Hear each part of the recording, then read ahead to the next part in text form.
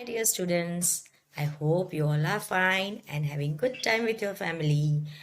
Today I'm here to give you the solution of the worksheet I gave you for the practice work. I hope you all have done it very well. But today let's check it how you all have done it, right? I had to match the body parts in this worksheet. So first picture is of what? Hand. So we will match it with the hand like this. Next picture is of nose.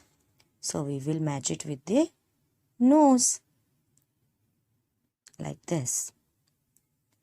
Next is mouth. So we will match it with the mouth like this.